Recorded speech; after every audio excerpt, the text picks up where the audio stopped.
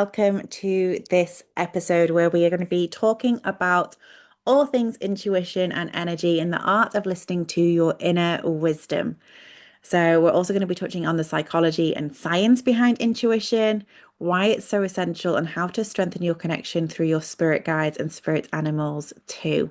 And we're also going to end with a lovely guided practice to help you feel your intuition in real time and answer a question that perhaps has been on your mind for a little while, or just something that you would love to have the answer to today.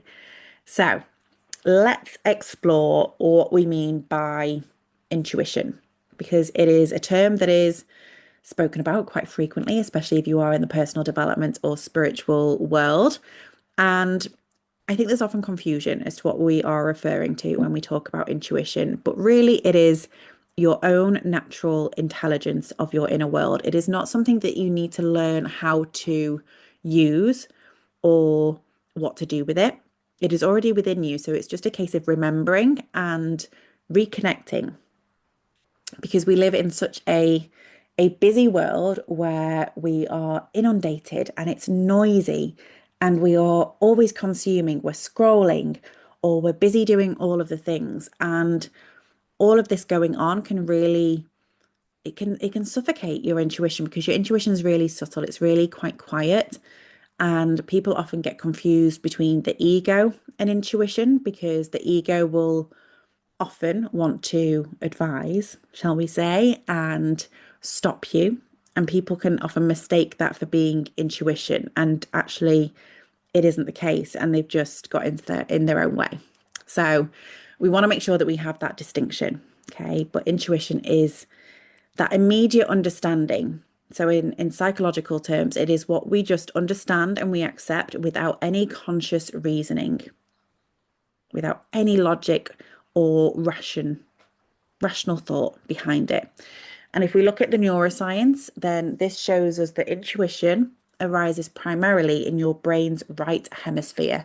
So this is the home of creativity, emotion, and holistic perception.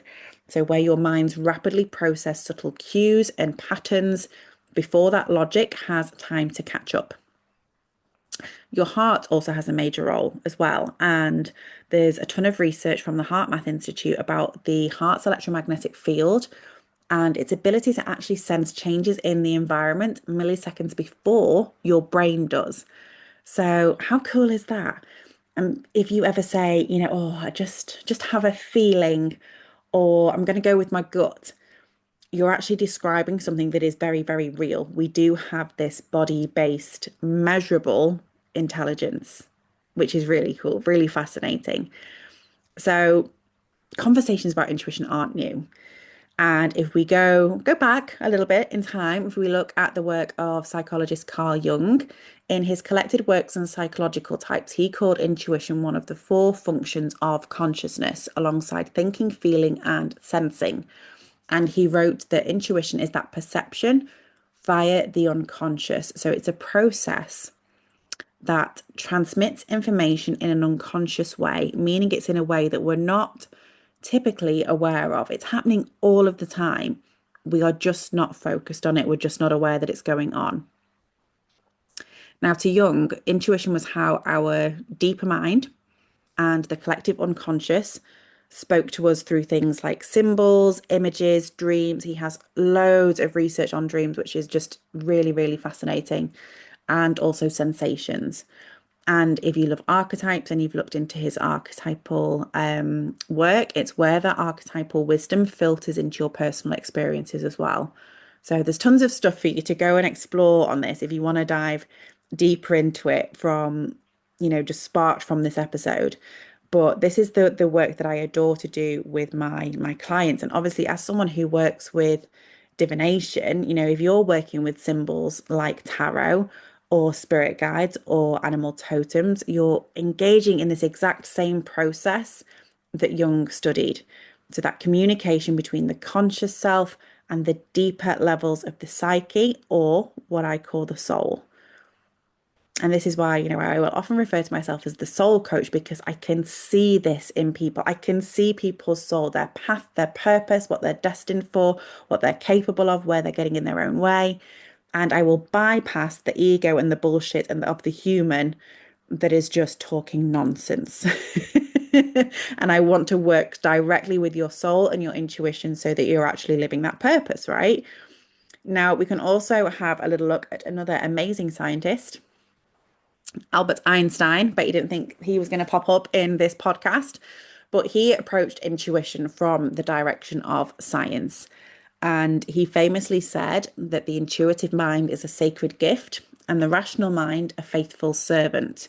We have created a society that honors the servant and has forgotten the gift. Now, Einstein actually credited his greatest discoveries not just to his incredible scientific abilities and his analysis, but to those sudden insights and like flashes of awareness that he had that seemed to be coming from beyond reason, beyond logic. Like it didn't make sense. And he wasn't dismissing science, of course he wasn't, but he was describing that creative leap that comes before the logic. Just the same way that your intuitive knowing arrives before your mind can explain it. So at this point, I think it's really key to just explain the difference between intuition and higher consciousness. Because if you followed me for a little while or you've worked with me before, you will know that I do teach people to connect into higher consciousness. We want to be operating from a higher frequency and from this state of higher consciousness and connection to source. So, how is that different from your intuition? Well, intuition is the voice. Okay, it's the personal channel through which higher consciousness communicates. I'm moving my arms now in a channeling motion, and you can't see them because I'm not on video right now. But higher consciousness is like the field, it's that vast awareness, it's the cosmos, it's the ocean of intelligence that intuition draws its information down from. So your intuition is the voice that's whispering that guidance for your next step. And your higher consciousness is the awareness and the knowing that there is no separation between you and the universe and source and God, goddess, Buddha, whatever name you want to give to that awareness. So when you follow your intuition consistently, you're not just learning to trust your inner voice, but you're actually training yourself to live from higher consciousness. Exactly what I help my clients to do, because this is where your guidance flows naturally. And then you move with courage and conviction and just knowing. You also manifest a hell of a lot bloody quicker because you're operating from a completely different frequency. And it's the frequency of certainty. But in our modern world, we are trained to value data, speed. We rely exceptionally heavily on external validation. But your intuition is going to help you navigate through what logic on its own cannot touch. Things like timing, things like alignment, things like energy. It's how you know that something is right, even when it doesn't make any rational sense. And when you honor that, it moves you from chasing and pressure and pushing to allowing and receiving and knowing, away from reacting and into flow. Now, the universe rarely shouts. So if you're hearing shoutiness, shouty guidance, chances are that's your ego. Your intuition whispers. It's subtle. And it speaks through three main pathways. So before I explain these to you, I would love for you to just, if it's safe, point to yourself. Just point to yourself, point to you, and just notice where you're pointing. And not many people point to their head, and yet this is often where they try and lead from, leading from logic and what makes sense. A lot of people will point to their heart because this is your compass. This is where your truth resides. So you can actually drop your awareness into your heart and ask questions. Placing one or both hands over your heart and asking, what feels right? What do I need right now? What should I share today? And that first subtle sensation that you feel, not the story that your mind starts to tell, but that first sensation is your intuition. Your body is an incredible intuitive instrument. This is your second pathway. It reacts to truth and alignment instantly before you think. So when you feel expansion or when you feel ease, that is normally a positive, it's a yes. But whenever you feel tightness or heaviness or just icky, it's a no, it's a negative. And around your body, you have your auric field, you have your energy field. And this is like your radar that reads vibration. So you will have felt this when you walk into a room or when you are around a certain person or different groups of people. You will feel either expansive or constrictive. That's your intuition again. You pick up on the energy in the space. It's your intuition speaking. Now, one of the lovely ways that you can start to tap into your intuition more regularly or refine the work that you do, because remember, you already know what to do. You're not learning anything new. You're just refining it and being more consistent. And one of the lovely ways is through working with your spirit guides, the ascended masters, your spirit animals.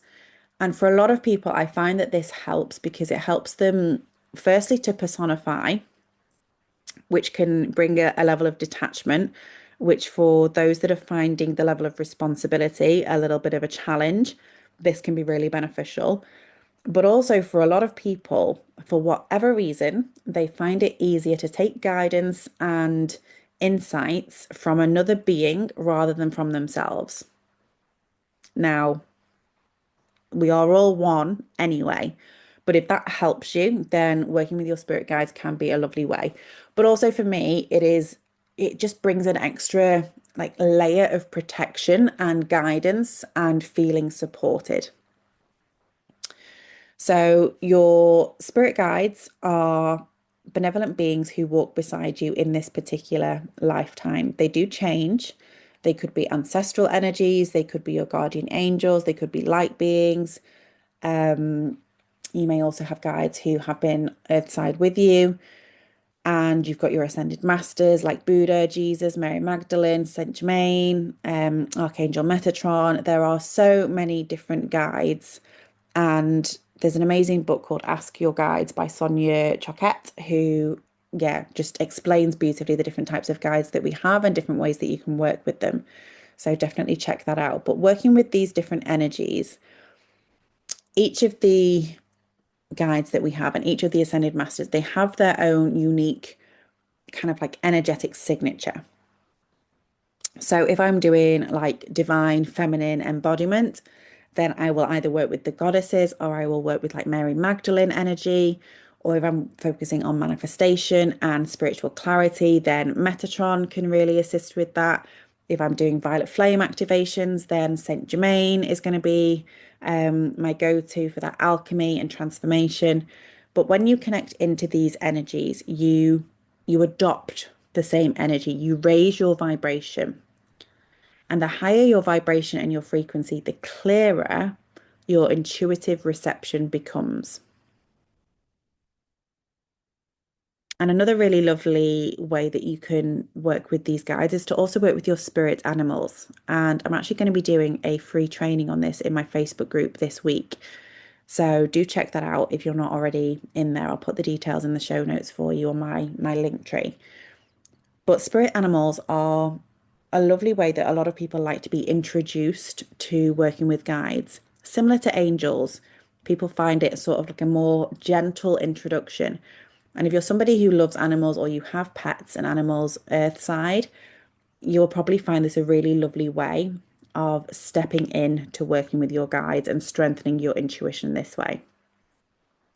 So your spirit animals are sometimes called your power animals, and these are your energetic allies that mirror the qualities or lessons that your soul is currently working through. So they do change and they shift as you evolve because your energetic needs change as well. So the guide that once was protecting you might step back as another guide steps in to help you expand, for example. Now, your animals will often appear through dreams, through meditation, through synchronicities, or you might see repeated symbols of them in daily life, or you might see that animal quite frequently in your daily life. But each animal embodies a different vibration and a different energy. So do check out the free training. Obviously, if it's after the live, it will still be in the group for you, so you can have a little look at that. And if you want to go deeper on your spirit animals, I also do 30-minute spirit animal readings. So you can actually uncover which guide is working with you right now and what the messages are that it's bringing and how you can integrate that energy into your daily life as well. So let's bring this all together and have a little quick exercise. So wherever you are, if it's safe for you to do so, if you're in the gym or you're driving or you're at work, whatever, just come back to this another time. But if you can, just gently close down your eyes and just take a few nice deep breaths in and out.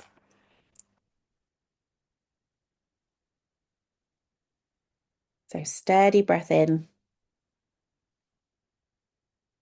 and a lovely big exhale. And just feel your energy grounding into the earth. And if it feels good, you can call in your highest guides, your ascended masters, spirit animals of love and light for the highest good. Or if you prefer, you can just imagine yourself in a gorgeous pink bubble.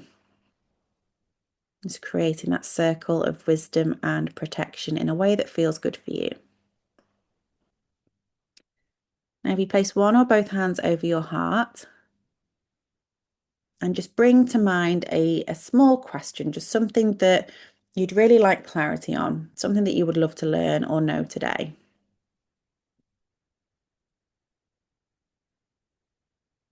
And just imagine a golden compass in the center of your heart.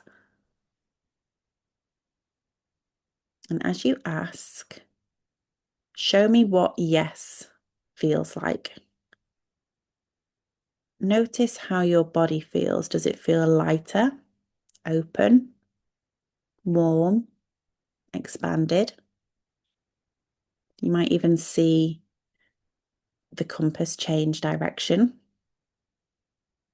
or you might have an urge to face a different way. And then ask to be shown what a no feels like. And just sense that shift. Is there a subtle contraction? A quiet, not yet? And this is your intuitive compass. This is the way your body and your soul speak together. And if you wish, you can invite your spirit animal or your guide to come closer and see whether they appear as a color, an image, or whether you just feel an emotion. And just allow their presence to infuse you with confidence, sense of calm and peace, and whatever else you need today. See if there is anything else that they wish to impart on you today in answer to your question. Beautiful. And breathe. And you can thank your guides and your highest self for their wisdom. Just take another nice deep breath in and out. And gently, whenever you're ready, just open your eyes and come back into the present. So this is a super quick practice, but also incredibly effective.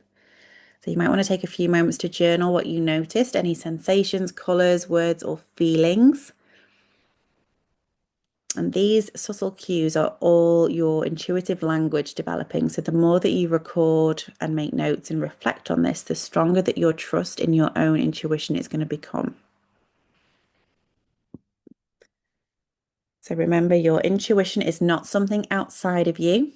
It is your soul's language of truth. It is that perception through the unconscious, as Einstein called it, our sacred gift.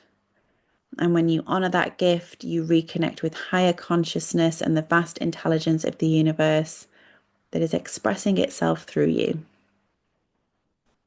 So if you enjoyed this episode, do come along to our Facebook community this week for the free training on how to identify and work with your current spirit animal guide. And if you do get an intuitive little yes, you can book in for a 30-minute spirit animal reading, and I can help you connect to your guide and its messages. And for those of you ready to immerse even deeper, at the time of recording, there is one final space open for my intuition retreat from the 21st to the 24th of October 2025, where we will be having 3 beautiful days of deep connection, energy work, divination, and manifestation practices, really helping you connect to that intuitive knowing so you can overcome whatever challenges are currently present in your life, so you can move forward, you can progress with certainty, access your intuition on demand, just like Netflix, and get that guidance, get those answers whenever you need them. We're going to be using your body as a pendulum and how to muscle test your body for answers to situations as well, and collapsing time and creating quantum portals for your manifesting, because your frequency is going to be skyrocketed as we do this higher consciousness work. So all the details are in the show notes at my link tree, so you can check those out. And until next time, keep listening to that whisper, keep listening to that inner voice, because it always knows what you need and what is next on your beautiful journey. Thank you for listening, and I'll see you on the next one.